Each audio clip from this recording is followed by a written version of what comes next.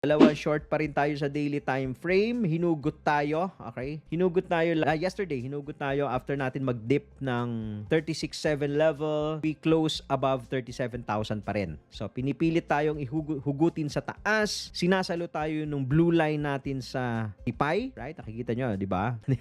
Ang lakas ng blue no? Sinasalo tayo dyan. So, let's see kung kaya po, no, kung kaya tumagal, kung kaya mag-hold nung blue. Okay? Ganito lang yan naman kasimple yan sa analogy. Habang dumadami yung nakatungtong na kandila dyan sa blue, syempre bumibigat yan. Are you getting it? So, imagine niyo, meron kayong patpat, may stick kayo. Pagka yung stick nyo, nilagyan mo na, tinusukan mo lang ng isang fishball, hindi pa lalaylay yan. Okay? Pag mga 5 fishball, ayos pa, okay pa. Di pa lalaylay yung stick mo. Pero subukan mong tusukan ng mga 100 fishball, di stick mo, yuyuko yan. Diba? Baka mabali. Okay? Similar concept ng charting, mga titos at titas, mas madaming tumutungtong na kandila dyan, mas humihina. Okay, mas humihina. Kaya ang gusto natin, to be bullish, lumayo na yung presyo, iwanan niya na ulit itong blue na yan. Iwanan mo na yan para makakuha ulit ng lakas. Yun. Follow for more Tito Moves!